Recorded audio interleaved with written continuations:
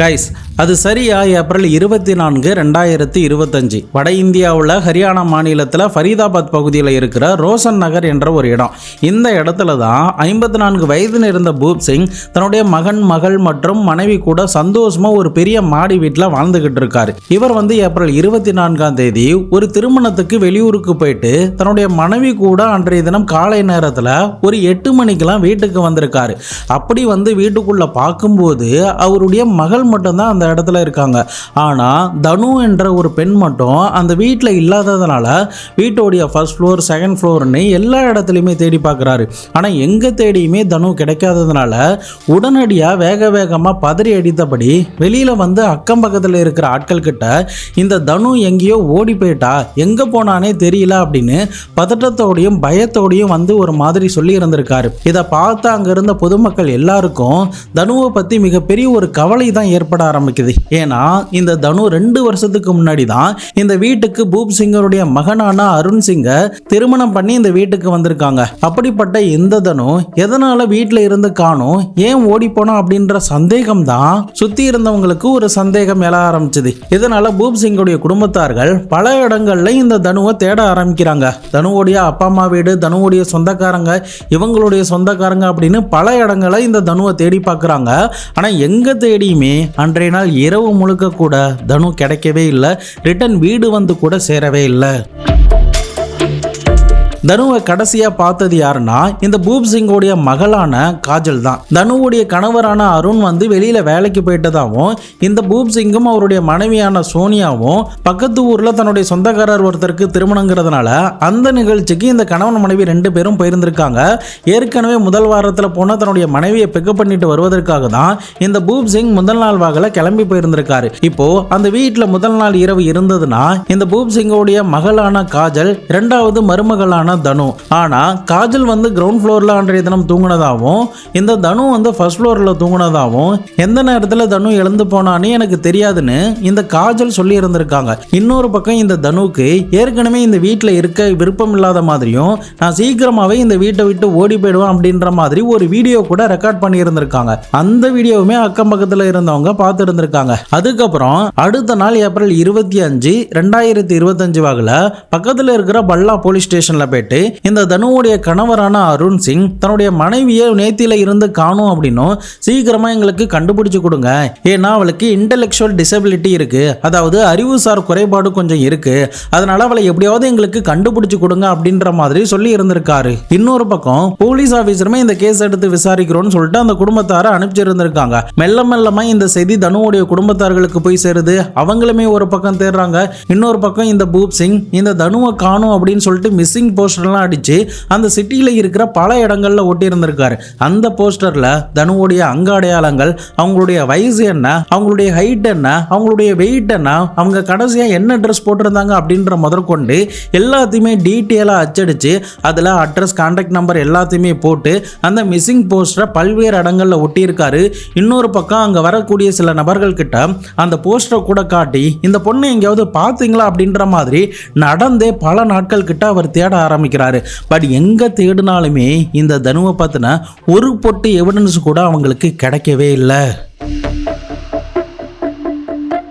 இப்படியே 1 மாசம் வரைக்கும் தனு எங்க போனா என்ன ஆனா எந்த ஒரு தடையுமே அவங்களுக்கு கிடைக்கல.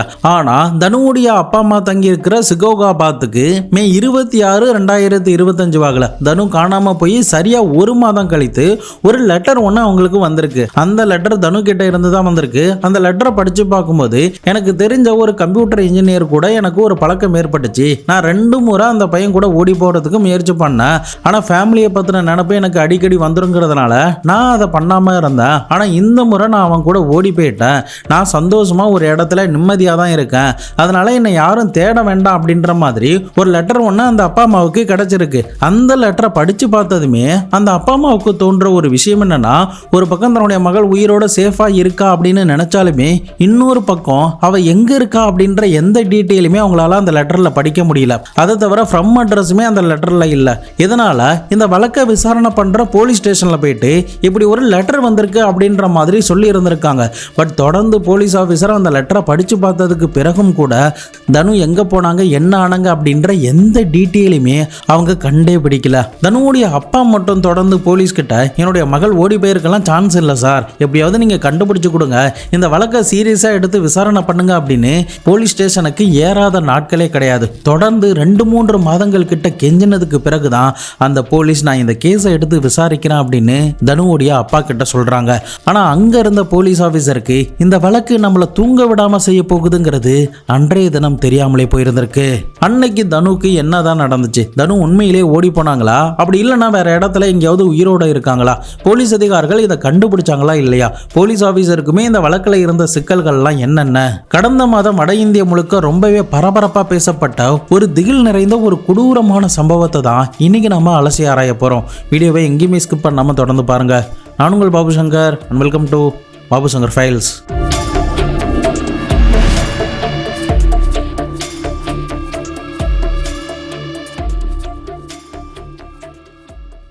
யூடியூப்ல உங்களுக்கு நோட்டிஃபிகேஷன் சரியாகலன்னா நம்ம சேனலுக்காக Telegram channel, WhatsApp channel open பண்ணியிருக்கோம். ஸோ இங்கே வீடியோ ரிலீஸ் ஆனதுமே நாங்கள் அப்டேட் பண்ணிடுவேன். நீங்கள் எந்த வீடியோவுமே மிஸ் பண்ணாமல் பார்க்கலாம். அதுக்கான லிங்க் டிஸ்கிரிப்ஷன்லையும் கொடுத்துருக்கேன், மறக்காமல் ஃபாலோ பண்ணிக்கோங்க. வீடியோஸ்லாம் பிடிச்சிருந்ததுன்னா மறக்காமல் லைக் பண்ணி பாருங்கள், அப்போ தான் நிறைய பேருக்கு ரெக்கமெண்டில் போய் சேரும்.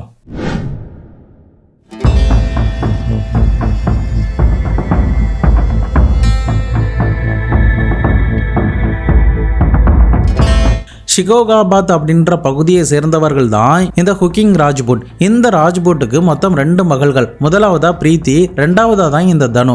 பிரீத்திக்கு திருமணம் முடிஞ்ச கையோட இந்த தனுக்குமே எப்படியாவது திருமணம் பண்ணிடணும்னு சொல்லிட்டு நீண்ட நாட்களா வரன் பார்த்துக்கிட்டு இருந்திருக்காரு. அப்படி வரன் பார்த்த போது தான் ஃபரிதாபாத்ல ரோஷன் நகரை சேர்ந்த இந்த பூப் சிங்கோடைய குடும்பத்தார்களுடைய வரன் கிடைச்சிருக்கு.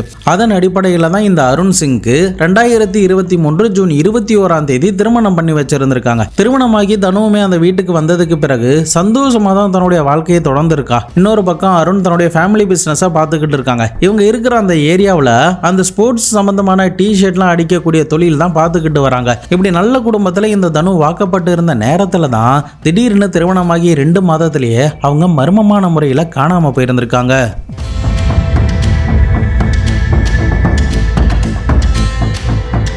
தொடர்ந்து போலீஸ் ஆபீசர் இந்த வழக்கில் 1 மாசம் கிட்ட எந்த ஒரு தடயமும் கிடைக்காததுக்கு பிறகுதான் இந்த லெட்டரை தனுவுடைய அப்பா வந்து எடுத்துட்டு வந்திருக்காரு.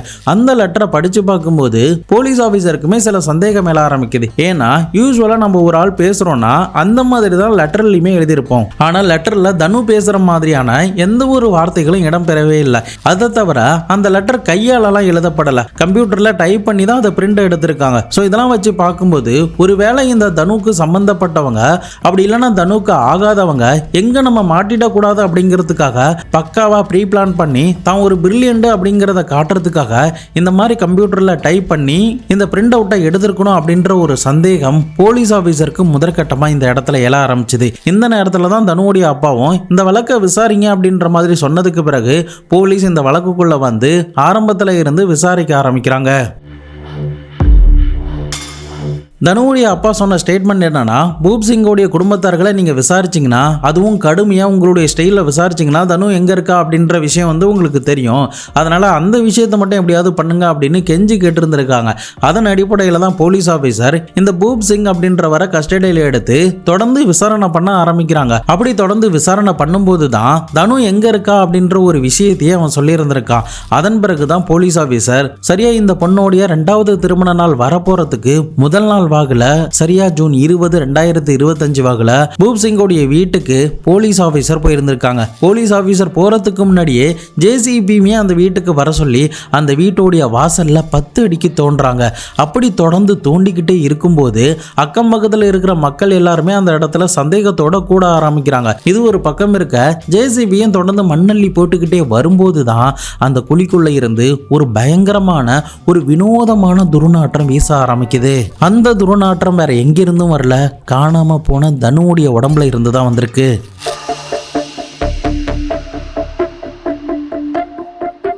தனு அந்த இடத்துல தான் கொலை செய்யப்பட்டு மர்மமான முறையில் 10 அடிக்கு கீழே அந்த வீட்டோடைய வாசலுக்கு எதிராகவே புதைக்கப்பட்டிருந்திருக்காங்க. இதை பார்த்தா அக்கம் பக்கத்தில் இருந்த எல்லாருக்குமே பெரிய ஷாக்காக இருந்திருக்கு. போலீஸ் ஆஃபீஸருக்குமே ஷாக்காக இருந்திருக்கு.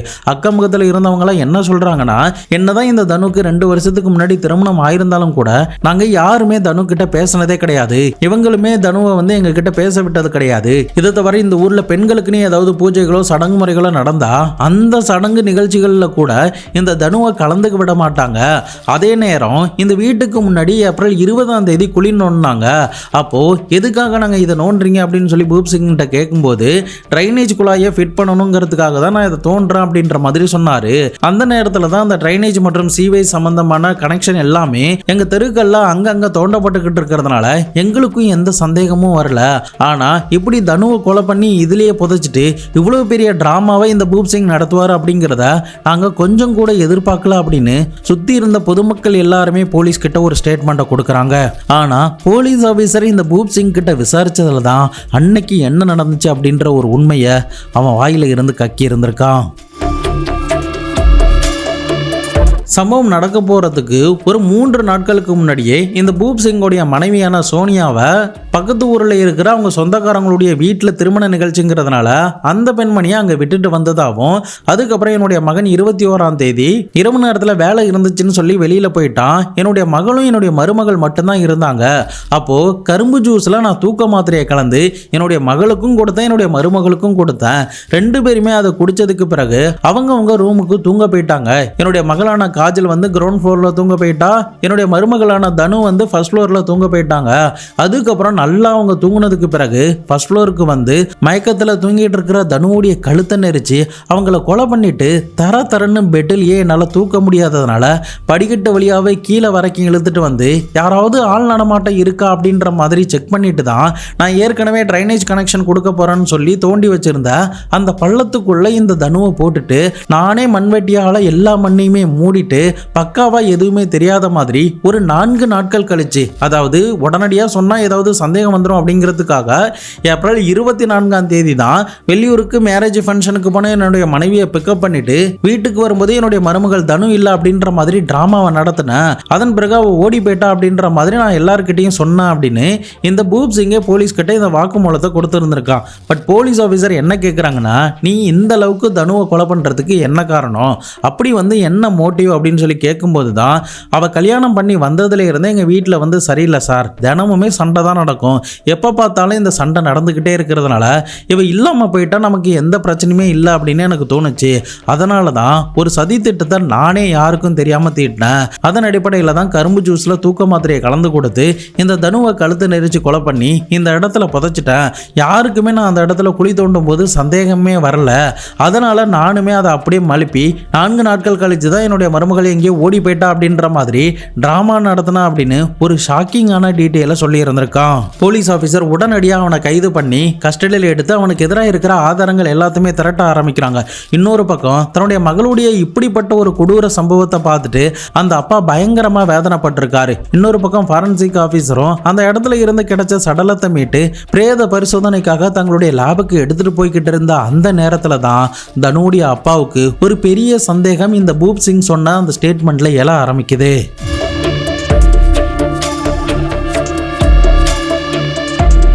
தனுடைய அப்பா என்ன சொல்றாருன்னா, சார் அந்த பூப் சிங்க்கு 54 வயசு ஆகுது சார், அவரால் எப்படி இந்த 10 அடி குழிய வெறும் சிங்கிள் ஹேண்டடா அந்த மண்ணெல்லாம் மூடி இருக்க முடியும், அதுக்கு வாய்ப்பே கிடையாது. இந்த குடும்பத்தில் இருக்கிற யாரோ ஒருத்தர் உதவி பண்ணியிருக்காங்க, அப்படி இல்லைன்னா இந்த குடும்பத்தில் இருக்கிற எல்லாருமே உதவி பண்ணியிருப்பாங்க. அதனால மறுபடியுமே இதை விசாரிக்கணும் அப்படின்னு சொல்லிட்டு டைரக்டா இந்த முறை லோக்கல் போலீஸ் ஸ்டேஷன்லாம் போல நேரடியாக அந்த கமிஷனர் ஆஃபீஸுக்கே போயிட்டு நடந்த விஷயத்துல ஒரு லெட்டர்ல எழுதி கமிஷனர் கிட்ட கொடுத்துருக்காரு.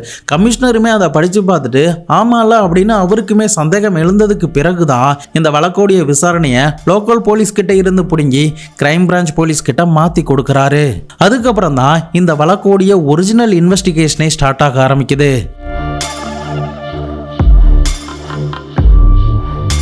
தனுவுடைய அப்பாவுக்கு சந்தேகம் வருவதற்கு 3 காரணங்கள் இருந்திருக்கு. அந்த 3மே இந்த பூப் சிங் குடும்பத்தார்கள் கொடுத்ததுதான். முதல்ல வந்து தனுவுடைய மாமியாரான, அதாவது பூப் சிங்கோடைய மனைவியான சோனியா என்ன சொல்லியிருக்காங்கன்னா, என்னுடைய மருமகள் எங்க போனான்னு தெரியல, காணாம போயிட்டா அப்படின்ற மாதிரி தான் சொல்லி இருந்திருக்காங்க. ரெண்டாவது, தனுவுடைய கணவரான அருண் போலீஸ் ஸ்டேஷன்ல அவன் மென்டலி கொஞ்சம் சரியில்லாதவ அப்படின்ற மாதிரி சொல்லி இருந்திருக்கான். மூன்றாவது, இந்த மாதிரி கம்ப்யூட்டர் பிரிண்டர்ல ஒரு லெட்டர் வரும்போது, அதுவும் இன்னொரு ஆள் கூட அஃபேர் வச்சு ஓடி போயிட்டா அப்படின்ற மாதிரி லெட்டர் வரும்போது தான் தனு கண்டிப்பா இதெல்லாம் பண்ணிருக்க வாய்ப்பே இல்லை, இந்த குடும்பத்தார்கள் தான் ஏதோ ஒரு ஃபோர்ஜரி பண்றாங்க அப்படின்ற ஒரு ஸ்ட்ராங்கான சந்தேகமும் அவருக்கு எழ ஆரம்பிச்சது. இதை தவிர ஏற்கனவே இந்த குடும்பத்தார்களுக்கு பல பிரச்சனைகள்லாம் நீண்ட நாட்களா நடந்துகிட்டு தான் இருந்திருக்கு. என்னதான் இந்த தனு வந்து 2 வருஷத்துக்கு முன்னாடி ஜூன் 21, 2023 திருமணம் பண்ணி இந்த அருணுடைய வீட்டுக்கு வந்தாலும் கொஞ்ச நாட்கள் வரைக்கும் தான் நிம்மதியா இருந்திருக்காங்க. அதுக்கப்புறம் உங்க அப்பா வீட்டில் போயிட்டு பணம் வாங்கிட்டு வா, உங்க அப்பா வீட்டில் போயிட்டு தங்க நகைகள்லாம் வாங்கிட்டு வா அப்படின்னு சொல்லிட்டு வரதட்சணை கொடுமைகள் எல்லாமே இந்த தனுவுக்கு நடக்க ஆரம்பிக்குது. அதே சமயம் அக்கம் பக்கத்தில் இருந்தவங்களாம் என்ன சொல்றாங்கன்னா, தனுவை திருமணம் பண்றதுக்கு முன்னாடி வரைக்குமே ஒரு சின்ன வீட்டில் தான் இருந்தாங்க. அதுக்கப்புறம் தனு கிட்ட இருந்து நிறைய வரதட்சணைகள்லாம் வாங்கினதுக்கு பிறகுதான் 2 அடுக்கு மாடி வீட்டையுமே மேலே கட்ட ஆரம்பிச்சாங்க அப்படின்ற மாதிரி சில குற்றச்சாட்டுகள் அக்கம் பக்கத்தினர் மூலியமா வைக்கப்பட்டிருந்திருக்கு. அதே மாதிரி தான் தனுவை வந்து யார்கிட்டயுமே பேச விடுறது கிடையாது. அவங்க அப்பா அம்மா கிட்டையா இருக்கட்டும், அவங்களுடைய அக்கா கிட்டையா இருக்கட்டும், அக்கம் பக்கத்தில் இருக்கிற ஆட்கள் கிட்டையா இருக்கட்டும், யாருக்கிட்டையுமே இவங்க பேசவே விடல. ஜெயிலுக்குள்ள ஒரு அடிமை பெண் மாதிரி தான் வீட்டு வேலைகளை மட்டுமே செஞ்சுக்கிட்டு இந்த தனு நீண்ட நாட்களா அவங்க கிட்ட சித்திரவதையை அனுபவிச்சிருந்திருக்காங்க. இறுதியா இந்த பொண்ணால அவங்க கேட்ட பணத்தையும் வரதட்சணையும் கொடுக்க முடியாத காரணத்தினால 3 மாசத்திலேயே தனு அந்த வீட்டில் இருக்க முடியலன்னு சொல்லிட்டு தன்னுடைய அப்பா அம்மாவுடைய வீட்டுக்கு வந்திருக்காங்க. இந்த நேரத்தில் மகளுடைய வாழ்க்கை இப்படி ஆயிடுச்சு அப்படின்னு சொல்லிட்டு தனுவுடைய அம்மா உடல்நிலை சரியில்லாம இறந்து போயிடுறாங்க. ஆனா அப்ப கூட இந்த குடும்பத்தார்கள் கல் நெஞ்சக்காரங்க எதையுமே பொருட்படுத்தாம தொடர்ந்து தனு கிட்ட அந்த வரதட்சணையை கேட்டுக்கிட்டே தான் இருந்திருக்காங்க.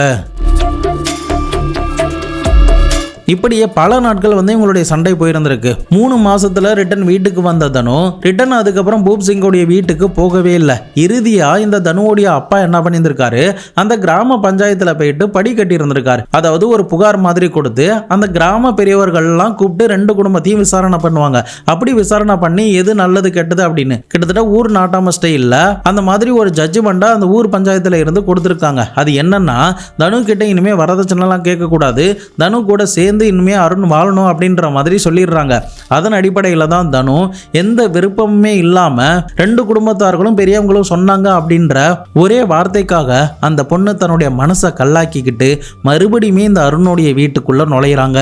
அப்படி அந்த வீட்டுக்குள்ள நுழைஞ்ச தனுக்கு மேலும் மேலும் இன்னும் பிரச்சனைகள் அதிகமாக்கிட்டே தான் போகுது. தொடர்ந்து இவங்களுடைய டார்ச்சர் நாளாக அதிகரிச்சுக்கிட்டே போகுது. இந்த ஊர் முன்னாடி எங்களை அசிங்கப்படுத்திட்டாங்களே அப்படின்ற ஒரு ஆதங்கமும் இந்த பூப் சிங்கோடைய குடும்பத்தார்களுக்கு எழ ஆரம்பிச்சிருக்கு. இன்னொரு பக்கம் அவங்க குடும்பத்துக்கிட்ட பேசவே விட மாட்டாங்க. அவங்க அக்கா கூட வீடியோ கால் பண்ணி பார்க்குறாங்க. அப்போ கூட இந்த தனுவை பேசவே விடலை. இதனால இறுதியாக வேற வழி இல்லாமல் தனு டிவோர்ஸுக்கு அப்ளை பண்ணி இருந்திருக்காங்க. இந்த டிவோர்ஸ் அப்ளை பண்ணப்பட்டதுக்கு பிறகுதான் இந்த குடும்பத்தார்கள் ஒரு கொடூரமான சதி திட்டத்திலே இறங்கி இருந்திருக்காங்க. பூப் சிங் மற்றும் அவருடைய மகள் மனைவி அப்படின்னு இந்த 4 பேரும் ஏப்ரல் 15ஆம் தேதி, அதாவது இந்த பொண்ணை கொலை பண்றதுக்கு ஒரு 6 நாட்களுக்கு முன்னாடி சீக்கிரட்டா ஒரு வீட்டில் மீட்டிங்கை போட்டு பேசி இருந்திருக்காங்க. அதில் அவங்க என்ன பேசிக்கிறாங்கன்னா, இந்த தனு ஒருவேளை டிவோர்ஸ் வாங்கி போயிட்டானா கண்டிப்பா நம்முடைய சொத்துக்கள்ல இருந்து பங்கு அவளுக்கு போய் சேரும், ஜீவனாம்சமும் நம்ம கொடுக்கற மாதிரி இருக்கும். இதன் காரணமா நம்ம சொத்து நம்மளுடைய பணமும் நம்மளை விட்டு போகாம இருக்கணும்னா அவளை போட்டு தள்ளுறது மட்டும்தான் ஒரே வழி, அதை நான் பார்த்துக்கிறேன் அப்படின்ற மாதிரி சொல்லி இருந்திருக்கா.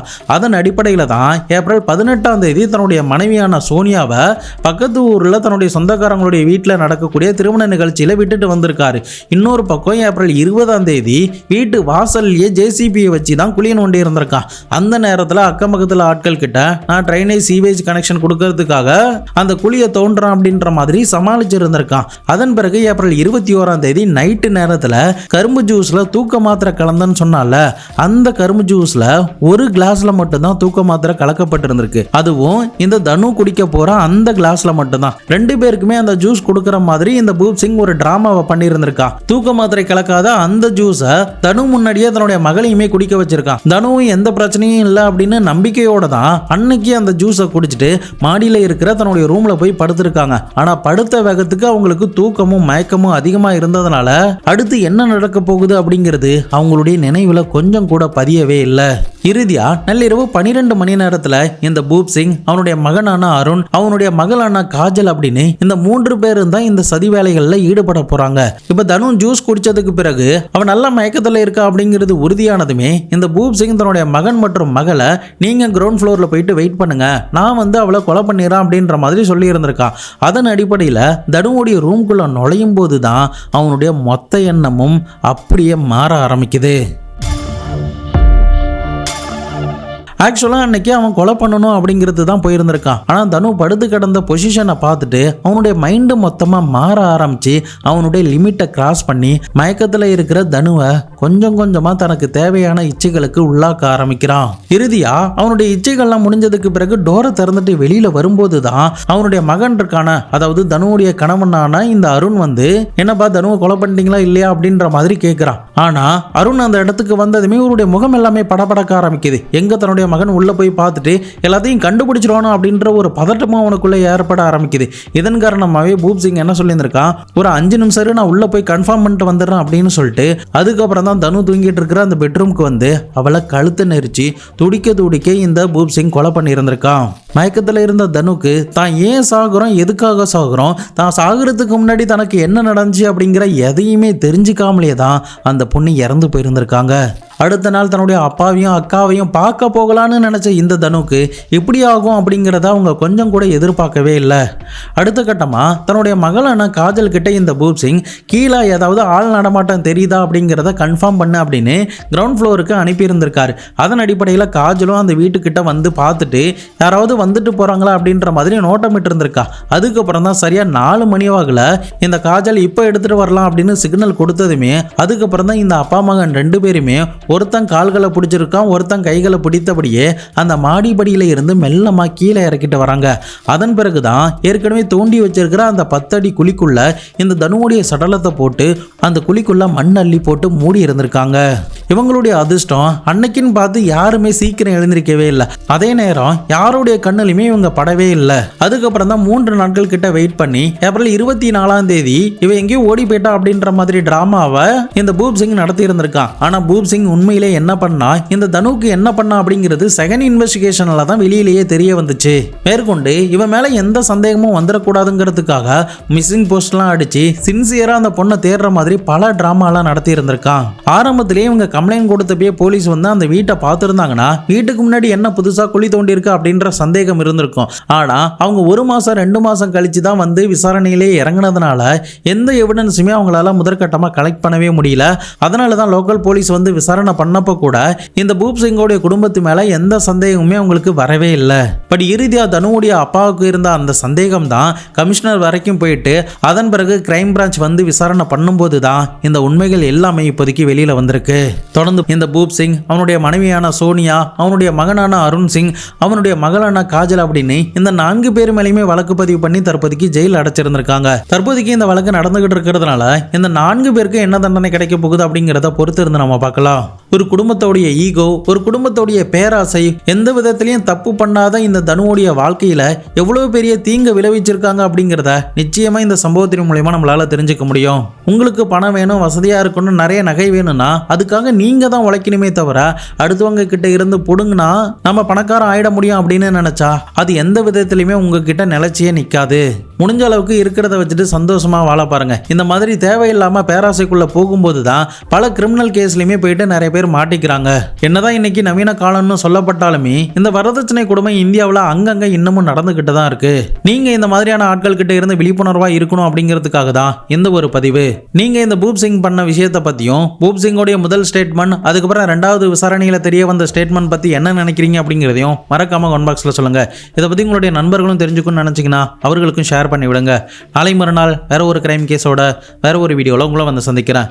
அது வரைக்கும் உங்களிடமிருந்து விடைபெறுவது உங்கள் பாபு சங்கர்.